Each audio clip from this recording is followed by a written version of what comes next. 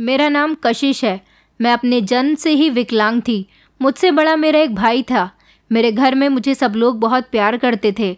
कभी उन लोगों ने मुझे यह एहसास नहीं होने दिया था कि मैं विकलांग हूँ या फिर मेरे अंदर कोई कमी है।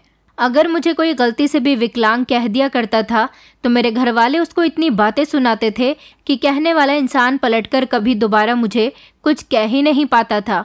हम दोनों भाई बहनों में भी आपस में बहुत अच्छी अंडरस्टैंडिंग थी और बचपन से ही मेरे भैया ने मेरा बहुत ख्याल रखा था। मुझे सिर्फ मेरे मम्मी पापा ही नहीं बल्कि मेरे भैया भी मेरी माँ और पिता दोनों बनकर प्यार किया करते थे। हमारे सारे रिश्तेदार भी इस बात से जेलस होते थे कि इन दोनों भाई बहन में कितनी मोहब्बत है। मुझे अपनी ज़िंदगी में कभी भी किसी चीज़ के लिए तरसना नहीं पड़ा था क्योंकि मेरे माता पिता और भाई ने मेरी हर ख्वाहिश को पूरा किया था। उन लोगों ने मेरा हर तरीके से इलाज करवाने की कोशिश की थी कि मेरी विकलांगता दूर हो जाए, लेकिन कुछ भी पॉसिबल नहीं हो सका था।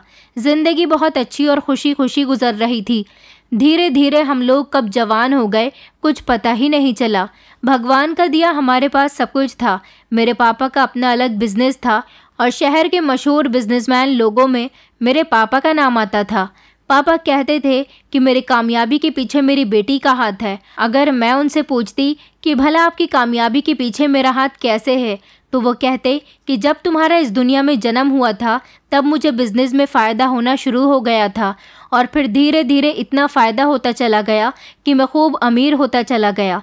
ऐसा सिर्फ़ और सिर्फ मेरी बेटी की वजह से हुआ है। मेरे पापा ये बात बड़े गर्व के साथ मुझे बताते थे। मम्मी भी यही कहती थी कि तुम्हारे जन्म से पहले हमारे घर के हालात बहुत ख़राब थे। तुम अपने पापा के लिए लकी साबित हुई थी, तभी तो मेरे पापा ने अपनी हर कंपनी और फैक्ट्री का नाम मेरे ही नाम पर रखा था। मेरे भैया भी अपनी पढ़ाई पूरी करने के बाद पापा के बिजनेस पर ध्यान देने लगे थे। आखिर हम दोनों भाई बहन के अलावा पापा के ज़्यादा बच्चे नहीं थे, तो इसलिए सब कुछ हम दोनों भाई बहन का ही था। दरअसल जब धीरे धीरे हम लोग जवान होने लगे तो पापा को हम दोनों भाई बहन की फ़िक्र सताने लगी थी क्योंकि पापा बीमार रहने लगे थे। उनको लगता था कि उनकी तबीयत ठीक नहीं है। पापा की ऐसी कंडीशन देखते हुए उनके फ्रेंड ने उन्हें एक एडवाइस दी और कहा कि तुम्हारी तबीयत ठीक नहीं रहती और फिर तुम्हारी बेटी भी विकलांग है। ज़रा अपनी बेटी के बारे में सोचो। तुम तो जानते हो ना कि उससे कोई शादी नहीं करेगा और तुम्हारा बेटा जवान है, उसकी भी शादी की उम्र हो गई है। उसकी पत्नी घर में आएगी तो हमेशा की लड़ाई झगड़े रहेंगे। मेरे पापा अपने फ्रेंड की बात का मतलब नहीं समझे थे। फिर एक दिन पापा के फ्रेंड ने उन्हें साफ साफ शब्दों में बता दिया कि मैं चाहता हूँ कि तुम अपने सामने ही अपने बच्चों को उनके हिस्से की प्रॉपर्टी दे दो ताकि आने वाले समय में तुम्हारे बच्चों को किसी के आगे हाथ फैलाने की ज़रूरत न पड़े या फिर उन लोगों को आपस में झगड़ा करने की ज़रूरत न पड़े। मेरे पापा बड़े ही दावे के साथ अपने दोस्त से कहते थे कि मेरे बच्चों के बीच में आपस में बहुत प्यार है, भला वो मेरे मरने के बाद आपस में झगड़ा क्यों करेंगे। पापा के फ्रेंड ने उन्हें डिटेल में समझाया कि जब ज़्यादा प्रॉपर्टी होती है तो बेटे की नीयत भी पिता के मरने के बाद बदल जाती है। तुम्हें अगर कुछ हो गया या फिर भाभी जी को अगर कुछ हो गया, उस हिसाब से तो सब कुछ कुणाल का हो जाएगा। कुणाल मेरे भैया का नाम था, फिर उसके बाद कशिश का क्या होगा। ऐसा भी तो हो सकता है कि आज कुणाल के दिल में अपनी बहन के लिए बहुत जगह है, लेकिन आने वाले समय में वो अपनी विकलांग बहन को कोई अहमियत ही न दे, उसे प्यार ना करे, तो फिर क्या होगा। इसीलिए मैं चाहता हूँ कि तुम दोनों बच्चों को उनके हिस्से की प्रॉपर्टी दे दो ताकि आने वाले समय में दोनों अपने आप पर निर्भर रहें। अपने दोस्त की बात मेरे पापा के दिमाग में आ गई थी, इसीलिए उन्होंने घर आकर इस बारे में मम्मी से डिस्कशन किया था। मम्मी को भी उनकी बात बिल्कुल सही लगी थी और उन्होंने पापा से यही कहा था कि आपको अपने जीते जी ही ये सब कुछ कर देना चाहिए। इस तरह पापा ने वकील के थ्रू प्रॉपर्टी के पेपर्स तैयार करवा लिए थे और हम दोनों भाई बहन के नाम उन्होंने अपनी सारी जायदाद 2 हिस्सों में आधी आधी हम दोनों भाई बहन के नाम कर दी थी। हम दोनों भाई बहन ने पापा से मना किया था, मगर पापा नहीं माने थे और उन्होंने यही कहा था कि बेटा, आने वाले समय का किसी को कुछ पता नहीं। मेरे पापा मुझे यही समझाते थे कि तुम्हें अपने माता पिता के मरने के बाद अपना बहुत ख्याल रखना है। ये तुम्हारी प्रॉपर्टी है, मैं तुम्हारे नाम इसलिए कर रहा हूँ ताकि हम दोनों के मरने के बाद तुम खुद पर डिपेंड रहो। तुम्हारी जायदाद तुम्हारे पास होगी तो कोई भी तुम्हारी विकलांगता का गलत फ़ायदा नहीं उठाएगा। तुम अपने ही घर में सर उठाकर जियोगी। पापा न जाने ये किस तरह की बातें करते थे। उनकी बातें तो मुझे बिल्कुल भी समझ नहीं आती थीं। फिलहाल जो उनको करना था वो हो चुका था। मैं अपने बड़े भैया से पूरे 5 साल छोटी थी, क्योंकि भैया के जन्म के बाद से ही मेरे मम्मी पापा को एक बेटे की ख्वाहिश और थी। इसलिए मेरी मम्मी ने भगवान के आगे प्रार्थना करनी शुरू कर दी थी कि भगवान उन्हें एक बेटी और दे दे। फिर जब मैं पैदा हुई तो उनकी प्रार्थना पूरी हो गई थी। मुझे अपने इस परिवार वालों से बहुत प्यार मिला था और इसी तरह मुझे भी उनसे बहुत प्यार था। इंसान को इतनी इज्जत और मोहब्बत मिले तो वो भी बदले में इज्जत और मोहब्बत ही लौटाया करता है। मतलब इंसान को जो दिया जाता है वही वो दूसरे इंसान को लौटाता है। अगर हम किसी को नफ़रत देंगे तो वो भी हमें नफ़रत ही लौटाएगा। अगर हम किसी को मोहब्बत देंगे तो वो भी बदले में हमें मोहब्बत देगा। और अगर हम किसी पर एहसान करेंगे तो वो उसकी फितरत है कि जो चीज़ उसे दी जाती है वो बदले में हमें वही लौटाता है। लेकिन कुछ इंसान ऐसे भी होते हैं जिनको जितनी इज्जत या मोहब्बत दी जाए वो हमेशा बस नफ़रत ही लौटा सकते हैं। फ़िलहाल मेरे परिवार का माहौल तो बहुत अच्छा था। मैं इन लोगों के साथ बहुत खुश थी। हमारे कुछ ऐसे रिश्तेदार थे जो हमारे घर आकर मुझे इस बात का एहसास दिलाया करते थे कि मैं विकलांग हूँ, लेकिन मेरे घर वालों ने उनको उनके किए की सज़ा इस तरह से दी थी कि उन लोगों से सारे संबंध ही ख़त्म कर दिए थे। आखिरकार वो लोग अपनी बेटी के बारे में किसी के मुंह से भी कुछ गलत नहीं सुन सकते थे, जबकि मेरा कहना यही था कि लोग जैसा देखते हैं वैसा ही कहेंगे। कुणाल भैया की अब शादी की उम्र हो चुकी थी। मम्मी पापा उनकी शादी तो करना चाहते ही थे, इसलिए उन्होंने उनके लिए लड़की तलाश करना शुरू कर दी थी। और फिर मेरी मम्मी को भैया के लिए एक लड़की पसंद भी आ गई थी। मम्मी ने जब भैया को लड़की की फ़ोटो दिखाई तो भैया ने अपना उदास चेहरा लेकर लड़की की फ़ोटो देख तो ली थी, मगर ना जाने कि उनका मूड ख़राब हो गया था। मम्मी ने उनसे उनके ऐसे रिएक्शन की वजह पूछी तो भैया ने बताया कि वो किसी और लड़की को पसंद करते हैं। मम्मी कहने लगी कि ये तो और अच्छी बात है बेटा, अगर तुम्हें कोई लड़की पसंद है तो तुमने हमें इस बारे में पहले क्यों नहीं बताया? हमें तो वैसे भी तुम्हारी शादी करनी ही है, तो फिर लड़की अगर तुम्हारी पसंद की होगी तो इससे अच्छी और क्या बात हो सकती है। मम्मी की बात सुनकर भैया खुश हो गए थे और उन्होंने लड़की के बारे में सब कुछ मम्मी पापा को बता दिया था। भैया जिस लड़की को पसंद करते थे वो पहले उनके कॉलेज में पढ़ा करती थी। मम्मी मेरी चाची जी को लेकर लड़की के घर रिश्ता लेकर चली गई थी। मम्मी को लड़की पसंद तो बहुत आई थी, मगर उन लोगों का फैमिली स्टेटस हमारे बराबरी का नहीं था। लेकिन फिर भी मम्मी भैया की खुशी की खातिर इस रिश्ते के लिए तैयार हो गई थी। लेकिन मम्मी को ये रिश्ता पसंद नहीं आया था। सारी बातें सही थी, लेकिन मम्मी को लड़की का बिहेवियर अच्छा नहीं लगा था। मम्मी ने जब इस बारे में पापा से बात की तो पापा कहने लगे कि तुम्हें लड़की तो पसंद है ना, अगर लड़की के बिहेवियर से दिक्कत है ना तो वो तो जब हमारे घर आ जाएगी तो हम लोगों की जैसे ही हो जाएगी। इस बात पर मैंने भी मम्मी को समझाया था कि भैया इस लड़की को चाहते हैं तो आप प्लीज़ भैया की शादी इस लड़की के साथ ही कर दो, क्योंकि भैया की खुशी तो यहीं पर है। लड़की देखने में बहुत सुंदर थी और मुझे भी बहुत पसंद आई थी, इसीलिए मैंने मम्मी के दिल में जितनी भी गलतफहमियां थी वो सब निकाल दी थी और कहा था कि भैया की अगर शादी होगी तो सिर्फ इसी लड़की के साथ होगी। इसी तरह भैया का रिश्ता वहाँ पर पक्का हो गया था।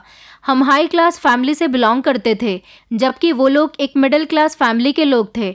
मम्मी को ये बात भी बहुत खल रही थी, लेकिन फिर पापा ने मम्मी को यही समझाया कि तुम अमीरी और गरीबी वाला फ़र्क कर रही हो। मम्मी कहने लगी कि ये बात नहीं है, मगर मैंने उस लड़की के बिहेवियर में एक अजीब सा घमंडीपन देखा है।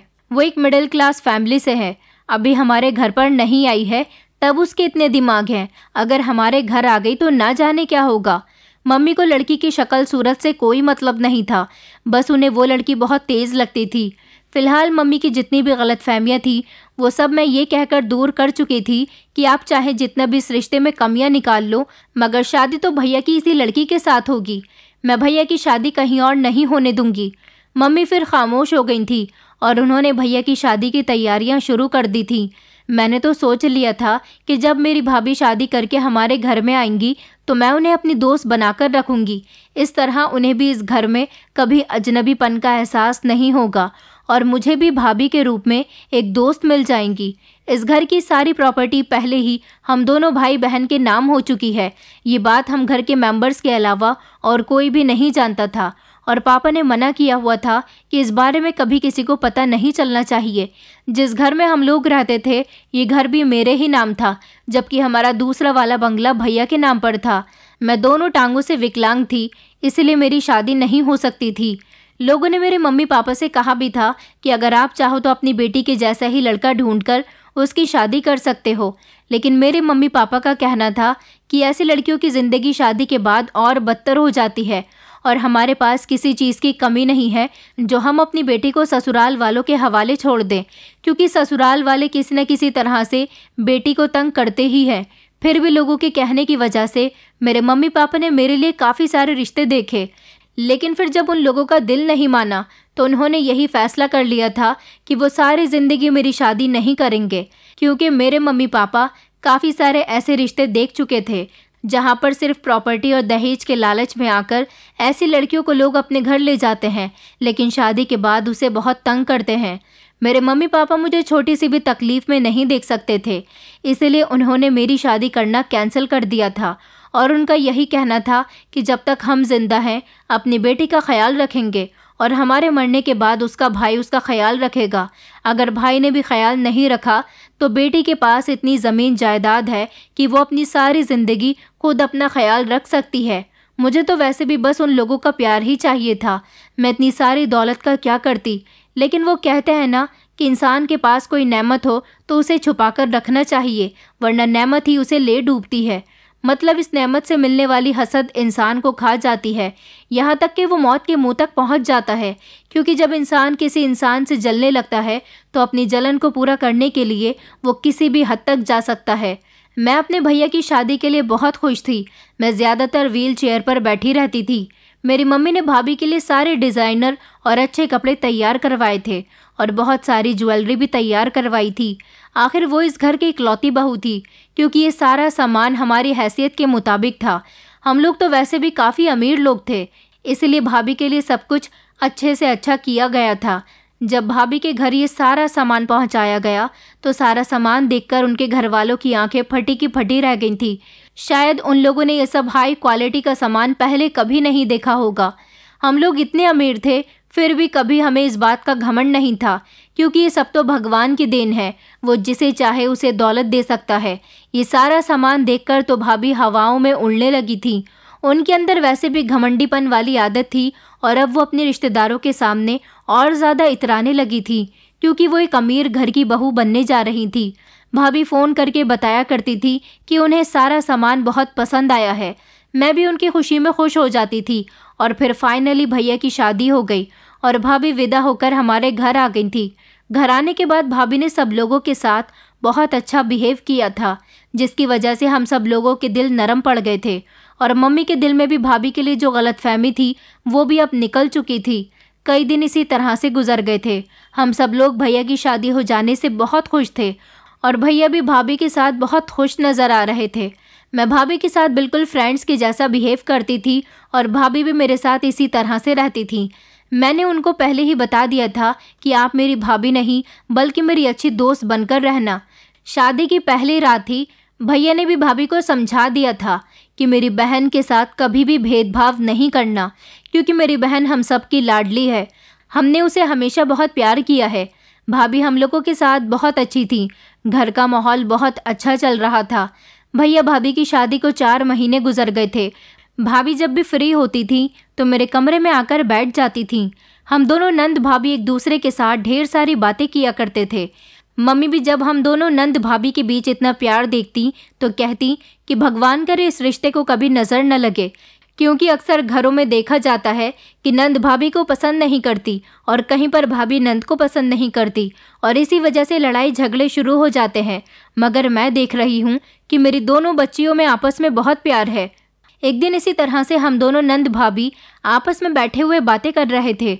जब भाभी मुझे अपनी बचपन की कुछ बातें बता रही थी तो बातों ही बातों में मैंने भी भाभी को अपने बचपन की कुछ बातें बता दी और साथ ही साथ ये भी बता दिया कि पापा हम दोनों भाई बहन को इस प्रॉपर्टी का हिस्सा दे चुके हैं। पापा की सारी प्रॉपर्टी में आधा हिस्सा भैया का और आधा हिस्सा मेरा है। ऐसा पापा ने अपने जीते जी ही कर दिया ताकि आगे चलकर उनके बच्चों के बीच कोई प्रॉब्लम क्रिएट ना हो। मेरी ये बात को सुनना ही था कि अचानक भाभी को एक ज़ोरदार झटका लग गया। भाभी मेरी तरफ देखकर कहने लगी कि मैंने सुना है कि तुम्हारे माता पिता सारी ज़िंदगी तुम्हारी शादी नहीं करना चाहते। मैंने भाभी से हंसकर कहा कि मम्मी पापा ही ऐसा नहीं चाहते, बल्कि मैं भी ऐसा ही चाहती हूँ। मुझे भी शादी नहीं करनी। मैं अपने घर और घर वालों को छोड़कर कहीं नहीं जाना चाहती। वैसे भी मुझ जैसी विकलांग लड़की से आखिर कौन शादी करेगा। भाभी कहने लगी कि शादी तो तुम्हारी हो ही जाएगी, क्योंकि तुम इस दुनिया की इकलौती विकलांग लड़की नहीं हो। तुम जैसी न जाने कितनी ऐसी लड़कियां हैं जो शादी करने के बाद अपनी ससुराल में सुखी रह रही हैं। और अगर तुम्हारे घर वालों ने यह फैसला कर ही लिया था कि वो सारी जिंदगी तुम्हें अपने साथ रखेंगे, तो फिर तुम्हें जायदाद में हिस्सा देने की क्या ज़रूरत थी। भाभी की ऐसी बात सुनकर तो मुझे अचानक एक ज़ोरदार झटका लगा था। मैंने भाभी की तरफ गौर से देखा। फिर भाभी ने अपनी बात बदलने की कोशिश की। वो कहने लगी कि मेरे कहने का मतलब था कि तुम्हें जब सारी ज़िंदगी यहीं पर रहना है, तो फिर अपनी प्रॉपर्टी लेकर आखिर तुम कहाँ जाओगी। तुम जानती हो ना कि तुम्हारे भैया तुमसे कितना प्यार करते हैं, और फिर मैं भी ऐसी नहीं हूँ कि अपनी नंद को बुरा भला समझूं। मैं भी तो तुमसे प्यार करती हूँ ना। पापा को ये फैसला इतनी जल्दी नहीं करना चाहिए था। मैंने भाभी से कहा कि भाभी, सब जानते हैं कि एक न एक दिन बुरा समय ज़रूर आता है, तो क्यों ना बुरा समय आने से पहले ही उसको रोकने की कोशिश की जाए। तो पापा ने इसीलिए ये सब कुछ किया। मेरी बात सुनकर भाभी खामोश हो गई थी। मैंने तो भाभी को ये सब कुछ इसीलिए बताया था क्योंकि वो हमारे घर की मेंबर बन चुकी थी। पहले ये बात घर से बाहर वाले लोगों को पता नहीं थी, लेकिन मैं भाभी को अपनी फ्रेंड मानती थी, इसलिए उनको ये सब बता दिया था। और एक न एक दिन तो उनको ये सब पता चल ही जाना था। मगर अगले दिन भाभी ने एक बड़ी ही अजीब हरकत की थी। अगले दिन हमारे घर पर एक जवान लड़का आया था, जिसे देखकर मैं और मम्मी हैरान रह गए थे। मम्मी ने भाभी से सवाल किया था कि ये कौन है, तो भाभी ने बताया, ये मेरी एक दोस्त के घर में नौकरी किया करता था। मेरी दोस्त ने इसे नौकरी से निकाल दिया, तो बेचारा बहुत रो रहा था और नौकरी के लिए इधर उधर भटक रहा था। मैंने सोचा कि क्यों ना मैं इसे हमारे घर पर नौकर बनाकर रख लूं। मम्मी कहने लगी कि बेटा, तुम ठीक कह रही हो, लेकिन तुम जानती हो ना कि हमारे घर पर तो पहले से ही काफ़ी सारी नौकरानियां काम करती हैं, तो फिर हमें इस लड़के की क्या ज़रूरत है। और वैसे भी ये जवान लड़का है। तुम्हारे ससुर ने शुरू से ही इस घर में किसी मर्द नौकर को नहीं रखा। हमारे यहाँ हमेशा से ही नौकरानियां काम करती हैं। भाभी मम्मी को तसल्ली दिलाने लगी कि अगर पापा ने कुछ कहा तो वो उनको खुद जवाब दे देंगी। और इस तरह उन्होंने उस लड़के को हमारे यहाँ नौकरी पर रख लिया था। और फिर 2 दिन बाद पता चला कि भाभी प्रेग्नेंट है। ये खबर सुनकर तो घर में चारों तरफ खुशी का माहौल फैल गया था। भाभी जिस नौकर को हमारे यहाँ लेकर आई थी, उसका नाम नितिन था। वो लड़का बहुत मेहनती था और बड़ी मेहनत के साथ घर के सारे काम किया करता था। मैं तो वैसे भी ज़्यादातर अपने कमरे में ही रहती थी। कभी कोई बहुत इंपॉर्टेंट काम होता था तो मैं अपनी व्हील चेयर पर बैठकर कमरे से बाहर निकल आती थी। भाभी ने भैया को और पापा को समझा दिया था कि ये लड़का नौकरी की तलाश कर रहा था, बस इसीलिए इसे यहाँ लेकर आई हैं। और अब वैसे भी भाभी प्रेग्नेंट हो गई हैं, तो उन्हें अपने काम के लिए एक अलग से नौकर की ज़रूरत होगी। तो भाभी ने कहा कि मेरे सारे बाहर के काम नितिन कर दिया करेगा। अपने छोटे मोटे कामों के लिए उन्हें भैया से कहने की ज़रूरत नहीं होगी। इस बात पर घर के सारे ही लोग राज़ी हो गए थे। मुझे इस नौकर से कोई काम नहीं होता था, क्योंकि मैं ज़्यादातर अपने काम घर में काम करने वाली नौकरानी को ही बताया करती थी। लेकिन ना जाने क्यों ये नौकर कभी कभी मेरे कमरे में आ जाता था और तो और मेरे साथ बातचीत करने की कोशिश करता था। मुझे तो उसकी ये हरकतें बिल्कुल भी पसंद नहीं थी, क्योंकि भाभी ने उसे अपने काम के लिए रखा हुआ था, तो फिर वो मेरे काम करने की कोशिश क्यों करता था और मेरे कमरे के अंदर बिना मेरी परमिशन के क्यों आता था। मैंने कई बार सोचा था कि मैं उसकी शिकायत मम्मी से कर देती हूँ, मगर फिर ये सोचकर खामोश हो जाती थी कि बेचारा गरीब है, मुझे इसकी शिकायत मम्मी पापा से नहीं करनी चाहिए। ऐसा भी तो हो सकता है कि मैं उसको गलत समझ रही हूँ। मगर फिर धीरे धीरे मुझे इस बात का यकीन होने लगा था कि वो जानबूझकर मेरे कमरे में आया करता था। कभी कभी तो मुझे कोई काम नहीं भी होता था, तब भी वो मेरे कमरे में आकर मुझसे काम के बारे में पूछता था। मैं उसे मना किया करती थी कि मुझे कोई काम नहीं है, तुम जानबूझकर मेरे कमरे में क्यों आते हो। तो वो कहता कि मुझे यहाँ छोटी मालकिन ने भेजा है, कहीं तुम्हें किसी चीज़ की ज़रूरत तो नहीं है, यही देखने के लिए। छोटी मालकिन वो मेरी भाभी को कहा करता था। मैं उससे अभी बातचीत कर ही रही थी, इतनी ही देर में मेरे पापा कमरे में आ गए और हम दोनों को इस तरह से बातचीत करते हुए देखकर वो कहने लगे कि आखिर क्या हो रहा है यहाँ पर। पापा को अपने कमरे में आता हुआ देखकर मैं अचानक घबरा गई और वो मेरे पापा को देखते ही कमरे से निकल जाता था। ऐसा सिर्फ एक बार नहीं बल्कि कई बार हो चुका था। वो ज़बरदस्ती मेरे कमरे में आकर मुझसे बातचीत करने की कोशिश करता और उसी समय मुझे मेरे पापा या मम्मी में से कोई देख लिया करता था। कई बार तो पापा ने मम्मी से शिकायत भी की थी कि हमारी बेटी नौकर के साथ कुछ ज़्यादा ही क्लोज हो रही है। मैंने उसे कई बार नौकर से बातें करते हुए देखा है। फिर मम्मी ने मुझसे शिकायत की कि बेटी तुम नितिन से बात मत किया करो क्योंकि तुम्हारे पापा मुझसे तुम्हारी शिकायत कर रहे थे। मैंने मम्मी को समझाने की कोशिश की, मम्मी आप और पापा गलत समझ रहे हो, नौकर तो मेरे पास सिर्फ किसी न किसी काम के बहाने से ही आता है। मम्मी कहने लगी कि तुम इस नौकर से दूर रहा करो क्योंकि तुम जानती हो ना कि आज तक तुम्हारे पापा ने घर में किसी मर्द नौकर को नहीं रखा, सिर्फ तुम्हारी वजह से। मम्मी कहने लगी कि अच्छा ठीक है, तुम आगे से उसके साथ बात मत करना और उसे कमरे में आने की परमिशन तो बिल्कुल भी मत देना। अभी हम लोग इस तरह की बातें कर ही रहे थे, तभी भैया कमरे के अंदर आए और कहने लगे क्या बातें हो रही हैं। मैंने और मम्मी ने इस बात को जल्दी से रफा दफा किया और भैया से कहा कि बस कुछ नहीं, हम लोग आपस में ही कुछ बातें कर रहे थे। भैया का चेहरा ना जाने अचानक उदासी भरा हो गया था और वह हम लोगों से थोड़ी देर बात करने के बाद कमरे से निकल गए थे। इसी तरह कई दिन गुजर गए थे। नौकर जब भी मेरे कमरे में आने की कोशिश करता, मैं अपने कमरे के दरवाजे को बंद करके बैठ जाती थी। लेकिन एक दिन तो अजीब सा ही हंगामा हो गया। भैया ने नौकर को डांटकर काम से बाहर निकाल दिया। भैया ने नौकर को काम से क्यों निकाला था ये बात तो समझ नहीं आई थी और ना ही भैया ने हमें कुछ बताया था। लेकिन मैंने देखा था कि भाभी मुझे कुछ बदली बदली सी लग रही थी। ना तो वो मेरे कमरे में आकर मेरे साथ कोई बातचीत करती थी और ना ही मैं उन्हें ज़्यादा हंसते बोलते हुए देखती थी। ऐसा लगता था जैसे उनका मूड ख़राब है। मुझे ऐसा लगता था जैसे भाभी मुझसे किसी बात से नाराज़ हैं। मैंने उनसे इस बारे में एक दो बार बातचीत करने की भी कोशिश की, मगर उन्होंने मेरी बात का कोई जवाब नहीं दिया और वो खामोशी से मेरे कमरे से निकल गई। मैंने भाभी के बिहेवियर के बारे में भैया से भी बात की थी। भैया ने मेरे सर पर हाथ रखा और कहने लगे कि तुम उसकी परवाह मत करो, तुम बस हमेशा खुश रहा करो। भैया मुझसे कहने लगे अच्छा ये बताओ, रक्षाबंधन आ रहा है, तुम्हें मुझसे क्या गिफ्ट चाहिए। भैया की बात सुनकर मैं हंसने लगी। मैंने कहा भैया मैं तो भूल ही गई थी कि रक्षाबंधन आने वाला है। भैया कहने लगे कि बताओ ना तुम्हें रक्षाबंधन पर क्या गिफ्ट चाहिए। मैंने भैया से कहा कि आप हमेशा मुझे इसी तरह से प्यार करते रहो, मेरे लिए यही सारी ज़िंदगी भर का गिफ्ट है। भैया मुस्कुराते हुए मुझसे कहने लगे कि तुम फिक्र मत करो, मैं तुम्हें अब की बार बहुत अच्छा गिफ्ट देने वाला हूँ।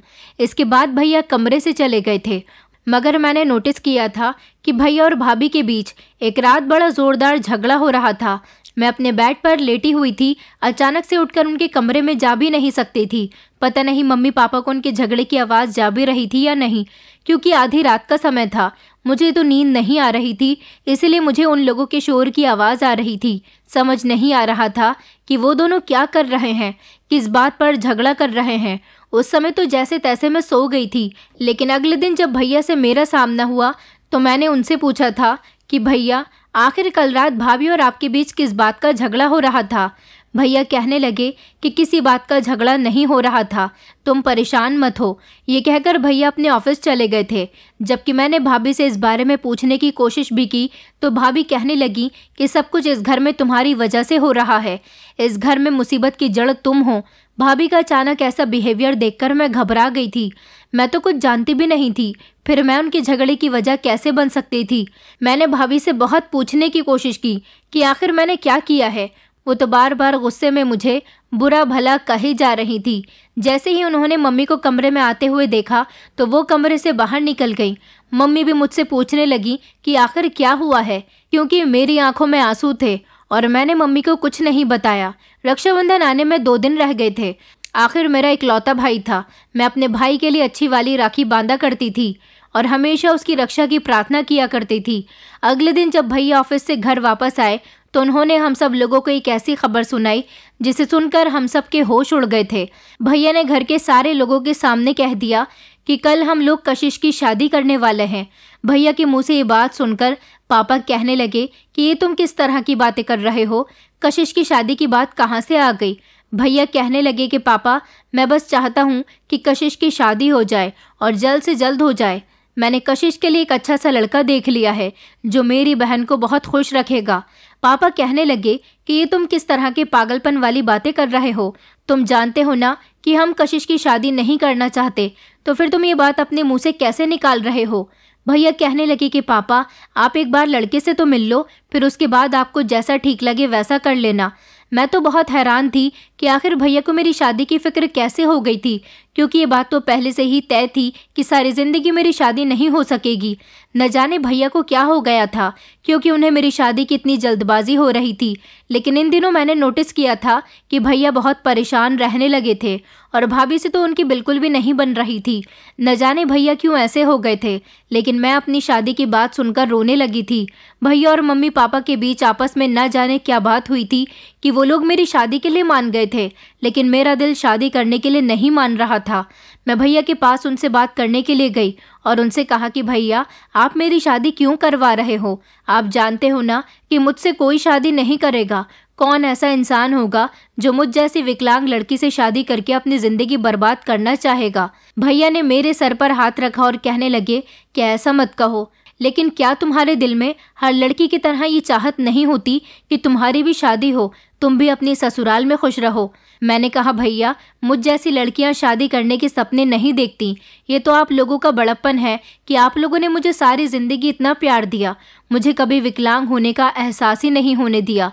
भैया कहने लगे कि कल रक्षाबंधन है, कल मैं तुम्हें एक सरप्राइज़ देना चाहता हूँ। मैंने कहा भैया मुझे शादी नहीं करनी। भैया कहने लगे कि बस तुम खामोश हो जाओ और रोना बंद करो, तुम्हारी खुशियों भरे दिन आने वाले हैं। मैंने कहा भैया लेकिन मैं तो अभी भी खुश हूँ। भैया कहने लगे कि मुझे हमेशा तुम्हारी फिक्र लगी रहती है, इसीलिए ये सब कुछ कर रहा हूँ। बस जैसा मैं कहता हूँ वैसा करती चली जाओ। तुम्हें अपने भाई पर भरोसा नहीं है? तुम्हारा भाई कभी भी तुम्हारे लिए कुछ गलत नहीं सोचता। मैंने अगर तुम्हारी शादी करने का फैसला किया है तो इसमें भी तुम्हारी भलाई ही सोची है। भैया बिल्कुल सही कह रहे थे, मुझे अपने भाई पर बहुत भरोसा था। मम्मी पापा तो जैसे खामोश होकर रह गए थे और भाभी को तो न जाने क्या हो गया था।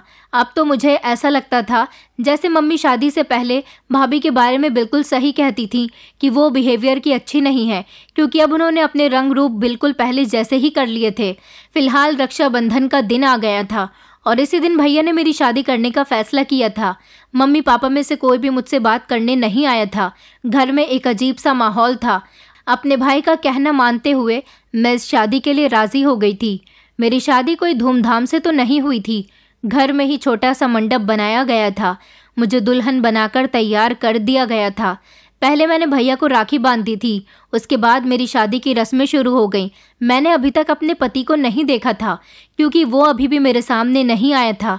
लेकिन जैसे ही मुझे मंडप में बिठाया गया तो मेरे साथ मेरे होने वाले पति को भी मेरे बराबर में बिठा दिया गया था। मैंने जैसे ही नज़र उठाकर अपने पति की तरफ देखा तो मेरे होश उड़ गए थे, क्योंकि ये तो मुझे अपनी आंखों पर विश्वास नहीं हो रहा था कि मेरी शादी इस इंसान के साथ होने जा रही है। मगर मेरी शादी भैया इसके साथ क्यों करवा रहे हैं? मेरे दिमाग में ना जाने कितने सवाल थे जो मैं अपने भैया से करना चाहती थी। फिलहाल तो मैं मुंह बंद करके इस लड़के के साथ शादी करती रही। मेरे घर वाले भी इस लड़के को देखकर बहुत शौक थे, क्योंकि इस लड़के को हम अच्छी तरह से जानते थे। ये लड़का कोई और नहीं, मेरे भैया का क्लासमेट था।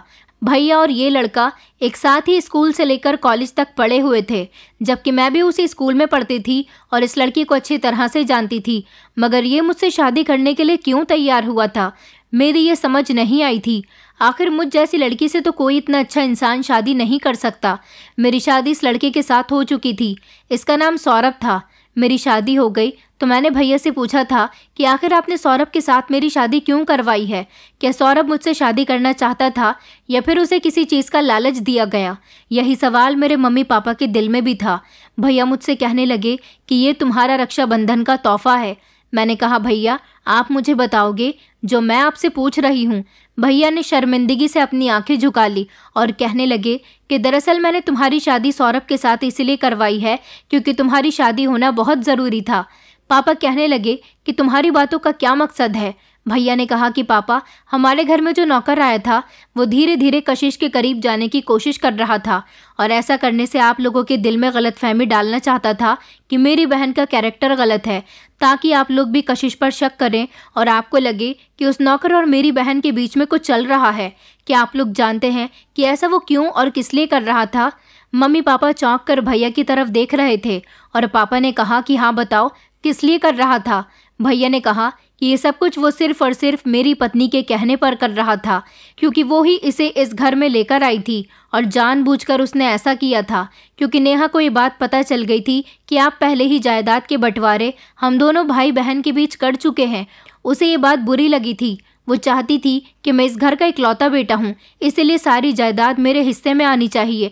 लेकिन जब उसे पता चला कि आपकी प्रॉपर्टी एक जगह नहीं बल्कि 2 भागों में बंट चुकी है और दूसरा भाग कशिश का है, जो कि सारी जिंदगी यहीं पर रहेगी, उसकी शादी भी नहीं होगी।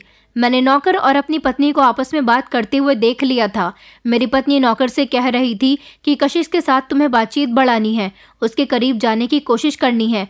अगर वो तुम्हारी बातों में आ गई तो तुम उसे भगाकर ले जाना, और अगर उसके घर वालों के दिल में शक बैठ गया तो उसके घर वाले खुद उसे गलत समझने लगेंगे और उसे अपनी जायदाद से बेदखल कर देंगे। मैं सब कुछ अपने कानों से सुन रहा था, इसीलिए मैंने अगले दिन इस नौकर को घर से बाहर निकाल दिया और इस तरह मेरी पत्नी का प्लान फ्लॉप हो गया। वो मेरी बहन के साथ बदतमीजी करने लगी, उसके साथ उसका बिहेवियर बदलने लगा था। फिर मेरे ऑफिस में सौरभ नौकरी करने के लिए आया था। पहले उसका बिजनेस अच्छा हुआ करता था, लेकिन उसके माता पिता की मौत के बाद वो बेचारा पूरी तरह से अकेला रह गया था और उसका बिजनेस भी लॉस में चला गया था। सौरभ मुझसे रिक्वेस्ट कर रहा था कि प्लीज़ मुझे नौकरी दे दो, और फिर वो मुझसे कशिश के बारे में भी पूछने लगा कि कशिश की शादी अभी तक हुई या नहीं। तो मैंने उसे बताया कि नहीं, उसकी शादी नहीं हो सकती। मैंने देखा था कि सौरभ बचपन से ही एक ईमानदार इंसान रहा है, इसीलिए मैंने फैसला किया कि मैं सौरभ की शादी कशिश के साथ करवा दूंगा, क्योंकि आज घर में रहते हुए जो मेरी पत्नी मेरी बहन के साथ कर रही है, ऐसा कोई बाहर वाला इंसान भी कर सकता है। क्योंकि जब घर वाले इंसान ने ही मेरी बहन की कदर नहीं की, तो बाहर वाले इंसान मेरी बहन का कितना फ़ायदा उठाएंगे। मैं बहुत डर गया था कि मेरी बहन के साथ इससे पहले कुछ गलत हो, मुझे उसको उसके घर का कर देना चाहिए। मैंने सौरभ से कशिश से शादी करने के बारे में कहा तो वो मेरी बहन से शादी करने के लिए तैयार हो गया, क्योंकि उसे भी इस अकेले ज़िंदगी में एक हमसफ़र की ज़रूरत थी। भैया की बात सुनकर मेरी आंखों में आंसू आ गए थे। भाभी इतनी घटिया औरत थी, उसने मेरे साथ ये सब कुछ करने की कोशिश की थी।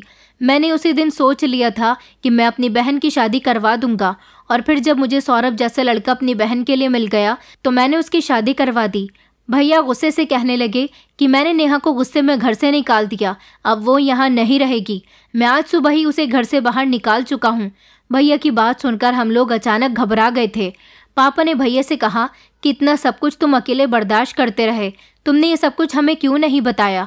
हम घर के बड़े थे, हम खुद कोई एक्शन लेते। भैया कहने लगे कि नहीं पापा, मैं दुनिया को बहुत अच्छे से जानता हूँ। मैंने अपनी बहन जैसी कई ऐसी लड़कियों को देखा है जिनकी ज़िंदगी लोग जीना दुश्वार कर देते हैं, लेकिन मैं अपनी बहन के साथ ऐसा नहीं होने देना चाहता था। मम्मी पापा ने भैया को बहुत समझाया कि तुम जाकर नेहा को घर बुला लाओ। भैया कहने लगे कि पहले आप लोग मेरी बहन को विदा कर दो। जैसे तैसे मेरी विदाई हो गई थी और फिर मैं सौरभ के घर आ गई थी। सौरभ ने मुझे बड़ी खुशी खुशी एक्सेप्ट किया था और फिर उसने मुझे बताया था कि तुम्हारे भाई के मुझ पर बहुत एहसान है। तुम्हारे भाई ने मेरे आगे शर्त रखी थी कि अगर मैं तुमसे शादी कर लूं तो वो मुझे बदले में बिजनेस करवा कर देगा, लेकिन मुझे पैसों का लालच नहीं है। अगर वो मुझे बिजनेस ना भी करवा कर देता तब भी तुम मेरी पत्नी हो और मैं तुम्हारे साथ कभी किसी तरह का बुरा सलूक नहीं करूँगा, क्योंकि मैं तुम्हें पहले से ही जानता हूँ। मैं लालच में आकर तुमसे शादी नहीं करना चाहता था। मैंने कहा मैं जानती हूँ कि तुम एक अच्छा इंसान हो, लेकिन हम लोग कल घर चलेंगे। भैया भाभी के बीच सब कुछ ठीक करवाना है। भाभी ने मेरे साथ जो कुछ भी किया शायद ऐसा कोई और भी मेरे साथ कर सकता था। इसमें भाभी का भी कोई कसूर नहीं है। मैं चाहती हूँ कि मेरे भैया भाभी का रिश्ता ख़राब ना हो। मेरा पति कहने लगा कि ठीक है, हम लोग कल तुम्हारे मायके चलेंगे। सौरभ और मेरी ज़िंदगी की नई शुरुआत हो चुकी थी। मैं अपने पति के साथ बहुत खुश थी क्योंकि उसने मुझे बहुत प्यार दिया था। भैया को सौरभ जैसा हमसफ़र ही मेरे लिए चाहिए था। हम लोग घर गए और फिर मम्मी पापा ने भी भैया को बहुत समझाया था कि वो भी भाभी को घर बुला ले। भाभी तो सवेरे से ही हमारे घर पर नहीं थी। हम लोगों को यही लग रहा था कि भाभी अपने मायके गई हुई हैं, लेकिन हमें ये नहीं पता था कि वो नाराज़ होकर अपने मायके चली गईं। भाभी भी अपने किए पर शर्मिंदा थी। भाभी ने भैया से अपने किए की माफ़ी मांगी थी और फिर हम लोगों के समझाने के बावजूद भैया ने भाभी को माफ़ कर दिया था। इस तरह भैया भाभी को घर ले आए थे। मेरे माता पिता को भैया का फैसला अच्छा लगा था और भाभी ने मुझसे भी माफ़ी मांगी थी। भाभी शर्मिंदा थी। भाभी को लगता था कि मुझ जैसी विकलांग लड़की को इस घर की जायदाद की हिस्सेदारी नहीं बनना चाहिए था। वो सारी जायदाद अपने और भैया के हिस्से में लाना चाहती थी। उन्होंने इसलिए ये सब कुछ किया था, लेकिन अब वो अपनी गलती की माफ़ी मांग रही थी। अब सब कुछ ठीक हो गया। सौरभ के साथ मैं खुशी खुशी अपनी ज़िंदगी गुजार रही हूँ। मुझे तो विश्वास ही नहीं होता कि मेरी कभी शादी भी हो सकती है और एक ऐसे इंसान के साथ हो सकती है जो मुझे इतना खुश रखेगा। मेरे भैया ने तो मुझे रक्षाबंधन पर एक बहुत अच्छा गिफ्ट दिया था। मैं आप लोगों से सवाल करना चाहती हूँ कि आपके भाई ने कभी आपको रक्षाबंधन पर ऐसा स्पेशल गिफ्ट दिया है जिससे आप लोग सारी ज़िंदगी खुश रहे हो? दोस्तों, उम्मीद करती हूँ आपको हमारी कहानी पसंद आई होगी। कहानी पसंद आई है तो वीडियो को लाइक करें, चैनल पर नए हैं तो चैनल को सब्सक्राइब करें और हाँ, नोटिफिकेशन बेल को ज़रूर दबाएं ताकि अगली अपडेट सबसे पहले आपको मिले।